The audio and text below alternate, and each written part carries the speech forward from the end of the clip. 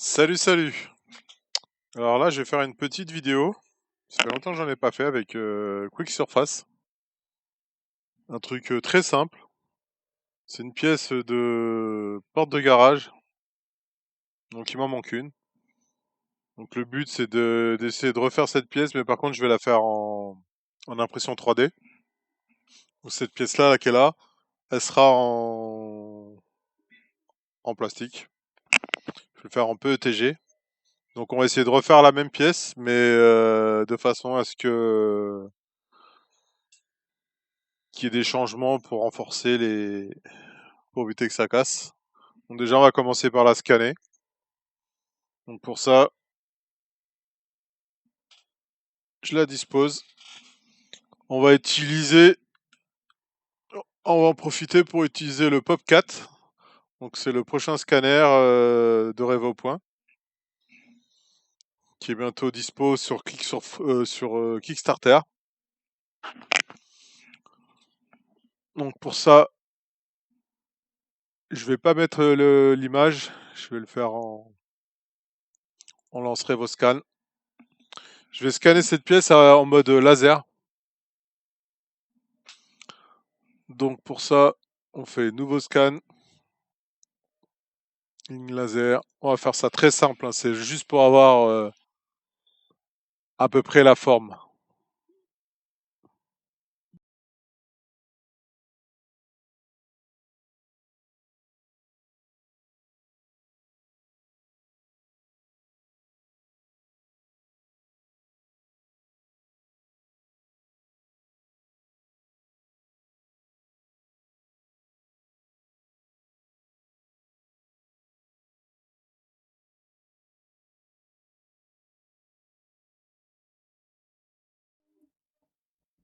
Donc nous voilà sur le logiciel RevoScan 6.2. Donc c'est une version bêta, hein.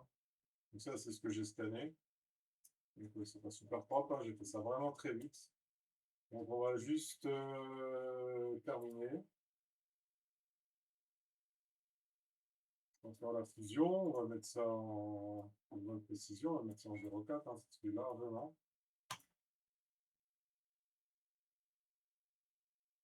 Même en 0,5, hein, ça l'aurait fait, hein. Donc le but c'est de refaire toute la pièce en adaptant bien sûr. Donc pour ça j'ai un petit roulement qu'on va devoir adapter dans la roulette. En extérieur il fait 28 et en passage au milieu il fait 12. Donc il faudra prévoir sur la roulette qu'on puisse intégrer ce roulement et en rentrant en force. Donc comme je dis, hein, c'est une version bêta, hein. Donc il y a encore pas mal de petites améliorations à faire au niveau du logiciel. Donc voilà. Ensuite, on supprime la partie du bas. On fait une petite isolation rapide, superposition, pas un maillage rapide. On va même le faire en 0,5, donc ça évite. Donc le but, hein, c'est juste de récupérer la forme. Il ne faut pas s'embêter. Même là, hein, ce que vous voyez, c'est de la poussière. Donc ensuite, on exporte. Alors, en mesh, on va mettre en STL. Mesh 505. On va le mettre dans le téléchargement. On ferme ça. Alors ensuite, on ouvre Quick Surface. C'est la version 2026. Ça fait un moment que je n'ai pas utilisé. Donc, on ouvre le mesh. Donc là, je vous ai dit, hein, c'était un scan rapide, hein. Alors, la première chose qu'on peut faire, là, donc déjà, c'est de la positionner dans l'espace. Donc là, si admettons je la mets ici, on voit très bien qu'elle n'est pas disposée dans l'espace. Donc on fait extract primitive. Donc il y a le choix, il y a segmentation par segment. Donc ça nous propose tout de suite des parties. Le pinceau magique, la baguette magique, pardon. Là, on peut réduire les surfaces. Ensuite, il y a le pinceau. Voilà, pour ça, il faut faire cacher. Il y a le pinceau. Et puis, il y a plein d'autres choix. Donc ensuite, au niveau de la version, on est en version pro. Alors, il y a plein de choses qui dépendent si on est en version Lite ou en version pro. Donc, on va prendre 7 par segment déjà. On clique là, on fait plat. On peut voir, on peut analyser la déviation. Voilà, c'est vraiment simple, on peut créer. Ensuite, on peut refaire segmentation. On va essayer de chercher une autre partie. Alors moi, le but, c'était de prendre ces deux-là pour créer un cylindre. Voilà. Pour ça, on peut utiliser la petite baguette. Hop, on fait pareil de l'autre côté. On crée cylindre.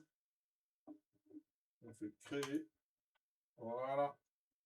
Donc là, on pourra se faire un alignement. Ça et ça. On applique. Et là, si on est ici, on voit que les vues sont alignées. C'est pas mal hein, pour... Donc on peut cacher ça. Donc ensuite, je pense qu'on va faire le travail en deux parties. On va faire en premier la roulette et ensuite la partie du haut. Donc pour ça, on va cacher ça. Alors ce qu'on peut faire ici, hein, c'est dans grille. On peut changer l'espace des carreaux. Là on est sur du 10 mm. Ça peut donner une estimation de la pièce 10, 20, 30, 40, 50, 60. Ouais, 60 mm la route. Alors, on va utiliser le 2D Sketch. C'est une forme arrondie, donc on va utiliser cette chose-là. Alors le but, c'est pas de s'embêter, hein, c'est vraiment juste basique. Hein. On va essayer de récupérer cette forme. Donc pour ça, on fait primitive, on peut faire ligne. Ici, on peut faire une petite ligne là, une petite ligne là.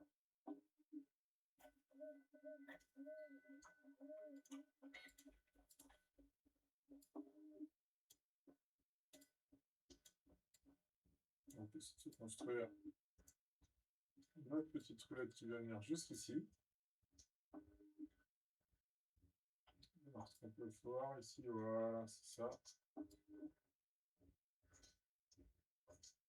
On peut, admettons là, vous voyez, ça passe scanner ici. Pas s'embêter, hein. Il faut, admettons, faire un arc. Voilà, on récupère bêtement la forme. Ici, on peut venir dessiner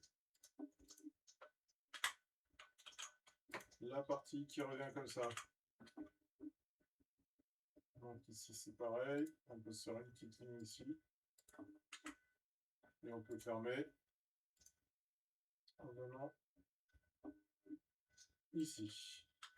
Donc ensuite, on choisit le petit ciseau. Voilà. Alors, on peut se faire, on appuie sur CTRL, on tourne. Je ne peut-être pas le cercle. Ici, déjà, pourtant. Voilà.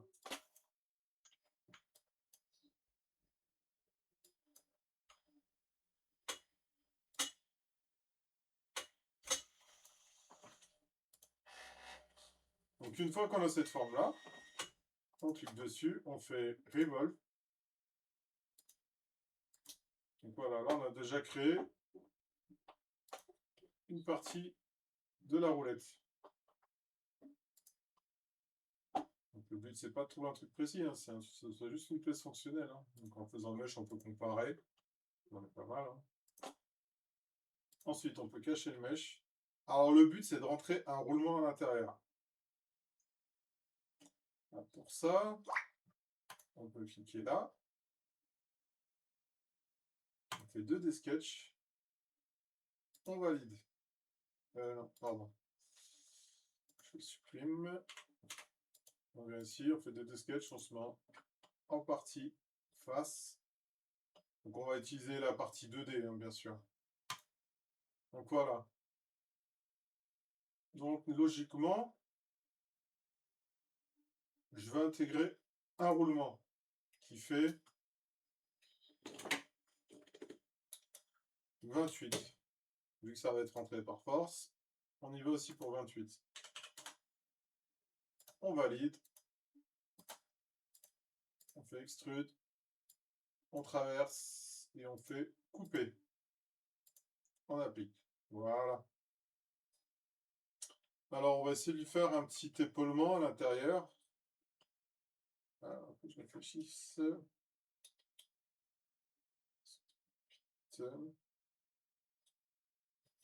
Alors, on va faire autrement. Pour venir en arrière, bien sûr, on peut effacer. On peut venir faire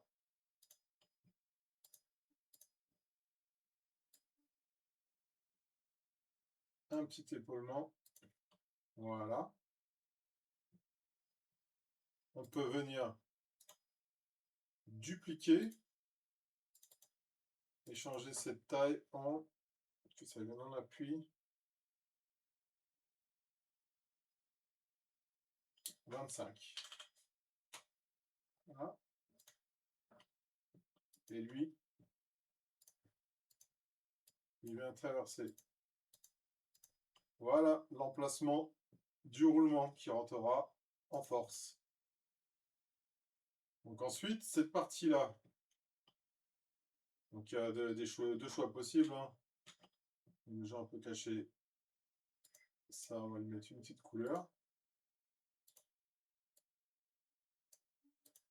Voilà. On va venir le cacher. Ici, si on veut, on peut venir cacher toute la partie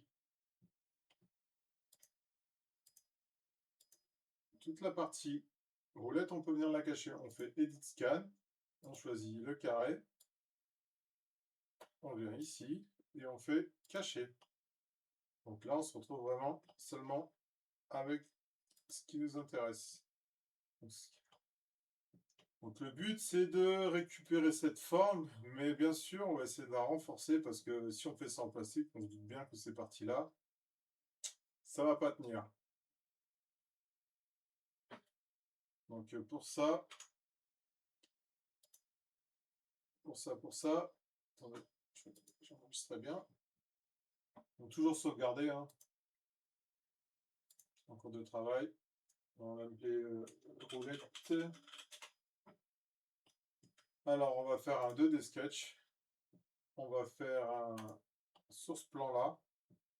Et si on veut récupérer tout le profil extérieur, on fait Hotline Mesh. Donc là, il récupère bien toute la partie extérieure. On fait créer. Ensuite, si on veut voir apparaître le mesh, on clique là. Ensuite, ici, on peut faire une petite vue en coupe.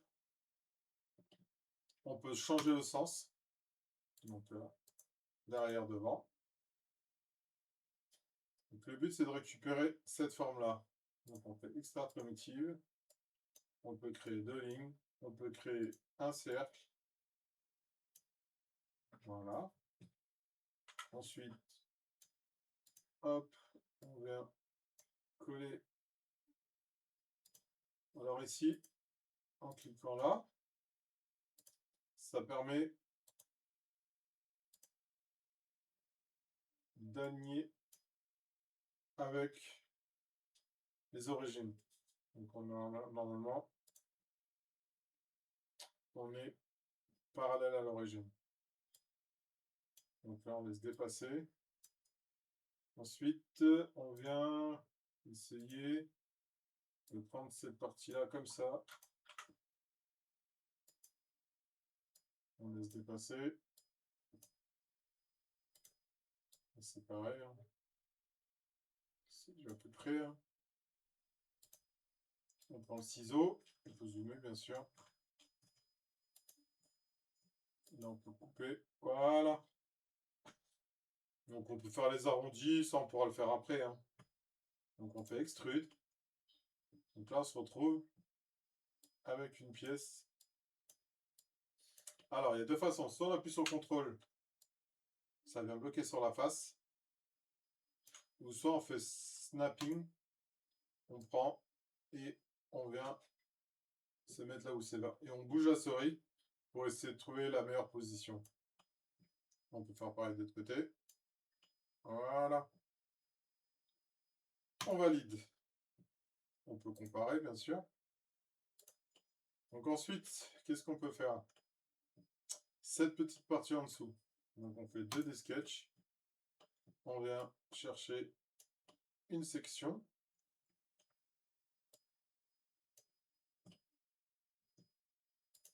On valide. On fait cercle. Voilà. Après, ce qu'on peut faire, c'est venir centrer le cercle avec la pièce.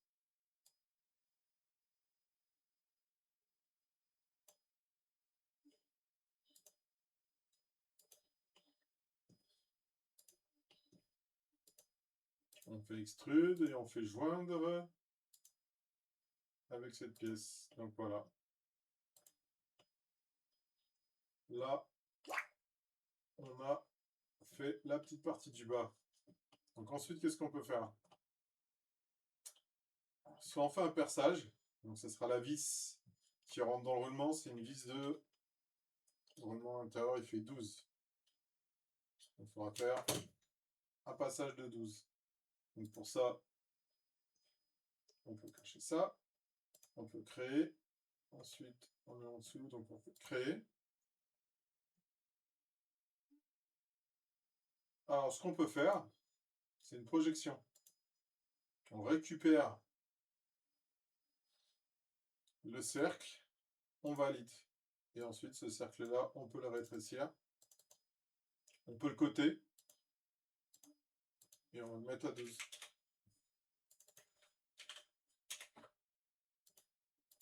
Voilà. Ensuite, on clique dessus. Alors, pourquoi il ne veut pas?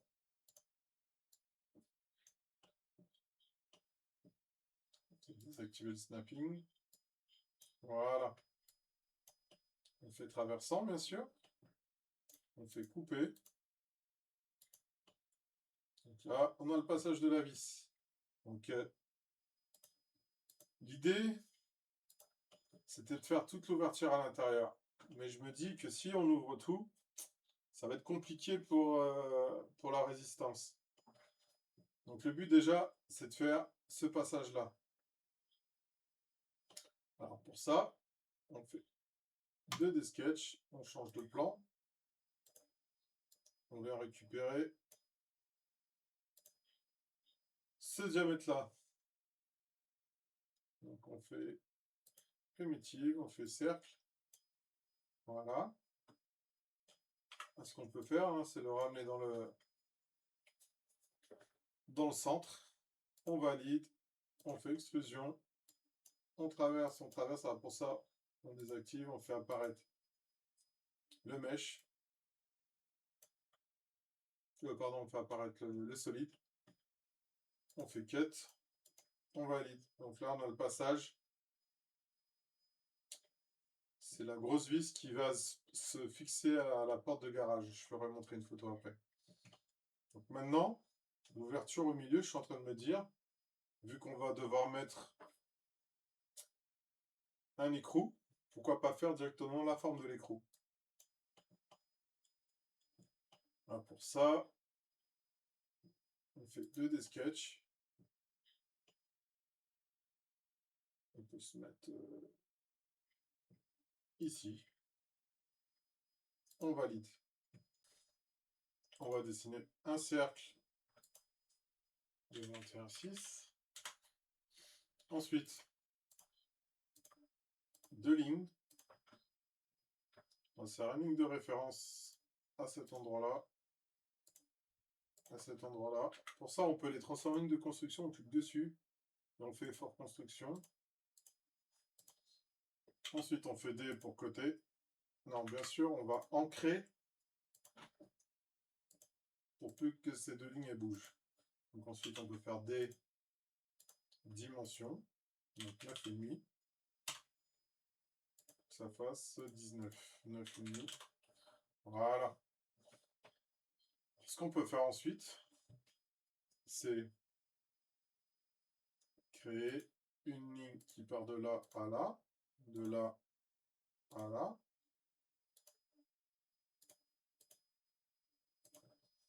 Ensuite, on fait ciseaux. On enlève tout ce qui ne nous intéresse pas. On peut venir contrôler, admettons ici, ici. On peut faire 19. De là à là.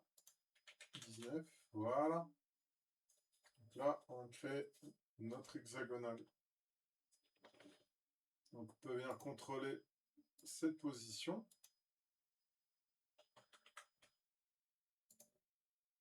Avec cette position là aussi. Donc là on est bien. Donc on valide. Attendez. Je crois qu'on peut laisser les lignes de construction, mais on va les enlever quand même. On fait le petit ciseau. On valide. Ensuite, on fait extrude. Alors, pour pouvoir débloquer la partie du bas, parce que là on ne peut pas la monter, on fait to plane. Voilà. On fait cut.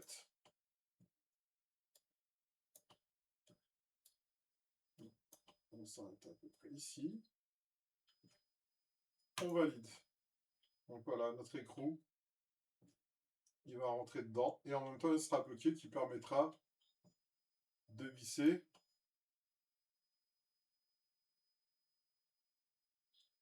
Bien sûr, cette pièce-là, elle sera dans l'autre sens. Donc l'idée, voilà, c'est ça. C'est d'imprimer en premier cette partie-là. Ensuite, la roulette.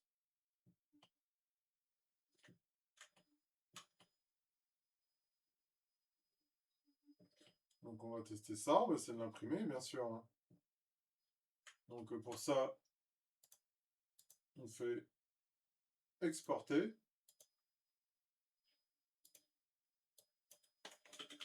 Roulette, ça dans objet 3D. Roulette.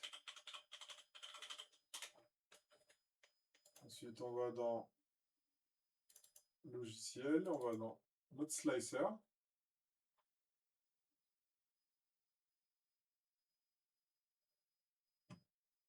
Nouveau projet.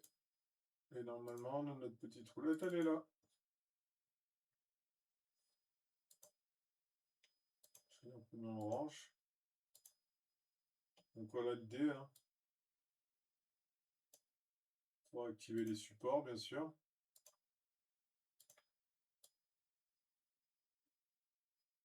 Donc je vais lancer l'impression, on verra bien. Donc petit retour vite fait, déjà sur la première impression. Donc le but, c'est de rentrer le roulement par force. Donc je vais essayer de le rentrer par force. Je reviens. Hop, de retour. Donc voilà. Le roulement, il est rentré. Donc on a notre pièce qui tourne. Ensuite, le but, c'est de faire la fameuse pièce. Donc on va accueillir le roulement avec cette vis. Et la fameuse pièce qui va être imprimée devra rentrer ici. Et l'écrou à l'intérieur de la pièce. Donc là, je vais imprimer l'autre pièce et on se retrouve après. Alors de retour sur Quick Surface, c'est juste pour faire montrer au niveau des congés. Alors pour ça, on va sur Fil, chamfer, chanfrein. Ce qu'on peut faire déjà, sélectionner ici, on peut choisir un rayon de 1. On peut venir bien sûr étirer, on va essayer de vraiment renforcer cette pièce. Alors, on peut faire pareil, on fait créer et appliquer, voilà. Ensuite on fait créer. On peut venir faire ici aussi. validons, hop, appliquer, créer. On peut venir au reste, c'est bon. Pour ça, ensuite on fait pareil. Exporter dans quoi, objet 3D. On appelle ça le corps. Alors on va venir sur exprimer ça et on insère le corps. Alors donc on va devoir mettre des supports. Donc on va essayer d'utiliser peut-être cette face là. Et l'idée, c'est de l'incliner peut-être comme ça, pour créer en fait des couches plus résistantes. Découper le plateau. Voilà, on va l'imprimer comme ça. Donc on se retrouve juste après. Donc voilà, un petit retour vite fait hein, sur la dernière pièce qui a été imprimée. Je sais pas si on la voit. Ce petit trou, les trous qui sont là. Donc le but, c'est de rentrer l'écrou à l'intérieur. C'est de rentrer ça en force.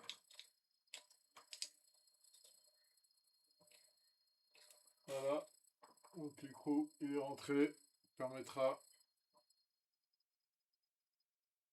de visser par derrière.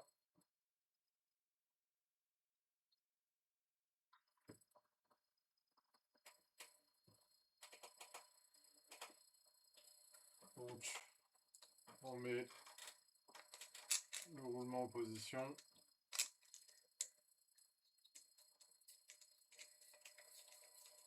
Donc ensuite, il y a juste à tourner. Hein. Avec les doigts, ça fait un peu mal. Donc voilà, la petite douille qui va avec. On serre. Donc ça fait la petite pièce. Hop, ça tourne.